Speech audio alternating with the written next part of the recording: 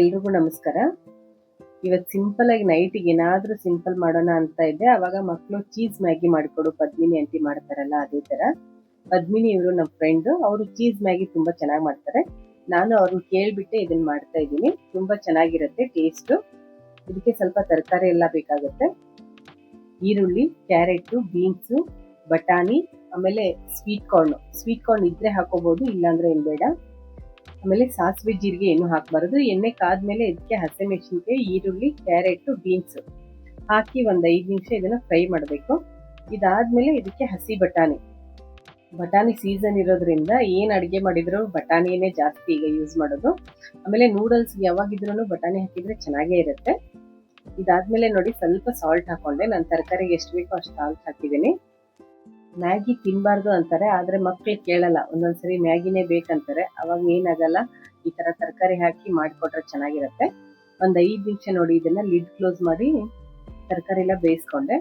ಅದಾದ್ಮೇಲೆ ಸ್ವೀಟ್ ಕಾರ್ನನ್ನು ಹಾಕಿ ಮತ್ತೆ ಒಂದು 5 ನಿಮಿಷ ಇದನ್ನ ಲಿಡ್ ಕ್ಲೋಸ್ ಮಾಡಿ ಬೇಯಿಸ್ತೀನಿ. ಅವಾಗ ಇದು ಲಿಡ್ ಕ್ಲೋಸ್ ಮಾಡಿ ಬೇಯಿಸಿದ್ರೆ ಚೆನ್ನಾಗಿ ಬೇಯುತ್ತೆ ತರಕಾರಿ ಎಲ್ಲ.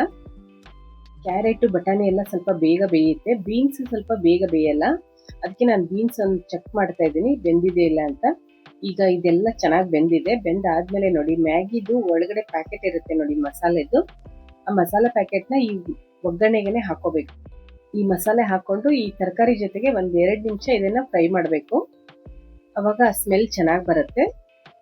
ಈಗ ಚೆನ್ನಾಗಿ ಫ್ರೈ ಆದ್ಮೇಲೆ ಇದಕ್ಕೆ ನಾನು ಕಾಯಿಸಿಟ್ಕೊಂಡಿದ್ದೆ ನೀರನ್ನ ಆಲ್ರೆಡಿ ಕಾಯಿಸಿಟ್ಕೊಂಡಿದ್ದೀನಿ. ಆ ನೀರನ್ನ ಹಾಕೋತೀನಿ. ಸ್ವಲ್ಪ ನೀರು ಇದಕ್ಕೆ ಜಾಸ್ತಿ ಹಾಕಬೇಕು, ಯಾಕಂದ್ರೆ ಲಾಸ್ಟಲ್ಲಿ ಇದಕ್ಕೆ ಚೀಸ್ ಹಾಕೋದ್ರಿಂದ ಸ್ವಲ್ಪ ನೀರು ಜಾಸ್ತಿ ಹಾಕಬೇಕು. ನೀರು ಹಾಕಿ ಆದ್ಮೇಲೆ ಗ್ಯಾಸ್ನ ಹೈ ಫ್ಲೇಮ್ ಮಾಡಿ ಇದು ತರಕಾರಿ ಎಲ್ಲ 1-2 ನಿಮಿಷ ಕುದಿಬೇಕು. ನೋಡಿ ಈಗ ಗ್ಯಾಸ್ನ ಹೈ ಫ್ಲೇಮಲ್ಲಿ ಇಟ್ಟಿದ್ದೀನಿ. ತರಕಾರಿ ಒಂದು 5 ನಿಮಿಷ ಆದ್ಮೇಲೆ ಕುದಿಯುತ್ತೆ. ಅದು ನೀರಲ್ಲಿ ಚೆನ್ನಾಗಿ ಕುದ್ರೆ ಟೇಸ್ಟೂ ಚೆನ್ನಾಗಿ ಬರುತ್ತೆ. ಆಲ್ರೆಡಿ ಫ್ರೈ ಆಗಿರುತ್ತೆ, ಆದರೆ ನೀರು ಹಾಕಿದ ತಕ್ಷಣ ಒಂದು 5 ನಿಮಿಷ ಕುದಿಸ್ಬೇಕು. ಆಮೇಲೆ ನೀರು ಚೆನ್ನಾಗಿ ಕುದೀತಾ ಇದ್ದಂಗೆ ನೂಡಲ್ಸು ನಿಮ್ಗೆ ಎಷ್ಟು ಪ್ಯಾಕೆಟ್ ಬೇಕೋ ಅಷ್ಟು. ಇಲ್ಲಿ 4 ಜನಕ್ಕೆ 3 ಪ್ಯಾಕೆಟ್ ನೂಡಲ್ಸ್ನ ಮಾಡಿದ್ದೆ, ಯಾಕಂದ್ರೆ ತರಕಾರಿ ಎಲ್ಲ ಹಾಕಿದಾಗ ಜಾಸ್ತಿನೇ ಆಗುತ್ತೆ.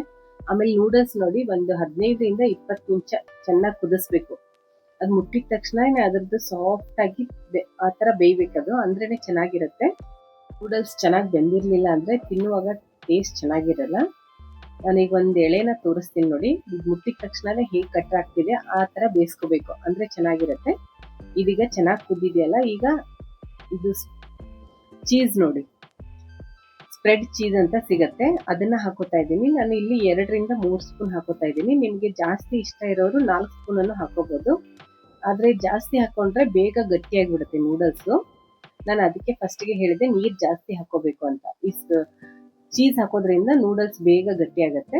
ಆಮೇಲೆ ಇದು ಮಾಡಿಬಿಟ್ಟು ತುಂಬ ಹೊತ್ತು ಇಡಂಗಿಲ್ಲ, ಬಿಸಿ ಬಿಸಿದೇನೆ ತಿನ್ಬಿಡ್ಬೇಕು, ಅಂದ್ರೆ ಚೆನ್ನಾಗಿರುತ್ತೆ. ತುಂಬ ಹೊತ್ತು ಇಟ್ಬಿಟ್ರೆ ಚೀಸ್ ಹಾಕಿರೋದ್ರಿಂದ ಗಟ್ಟಿಯಾಗಿಬಿಡುತ್ತೆ.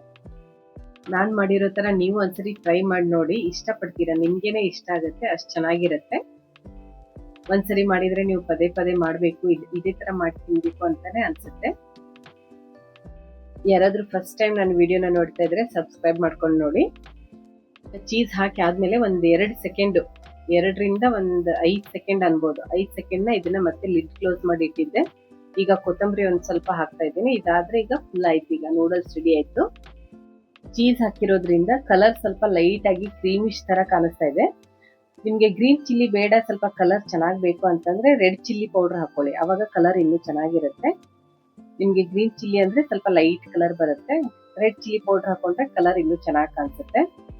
ಈ ವಿಡಿಯೋ ಇಷ್ಟ ಆದರೆ ಲೈಕ್ ಮಾಡಿ, ಶೇರ್ ಮಾಡಿ, ಸಬ್ಸ್ಕ್ರೈಬ್ ಮಾಡಿ. ಸಬ್ಸ್ಕ್ರೈಬ್ ಆದಮೇಲೆ ಬೆಲ್ ಬಟನ್ನ ಪ್ರೆಸ್ ಮಾಡೋದನ್ನ ಮರಿಬೇಡಿ. ಬೆಲ್ ಬಟನ್ ಪ್ರೆಸ್ ಮಾಡಿದರೆ ಮಾತ್ರ ಫಸ್ಟ್ ನೋಟಿಫಿಕೇಶನ್ ನಿಮಗೆ ಬರುತ್ತೆ. Thank you.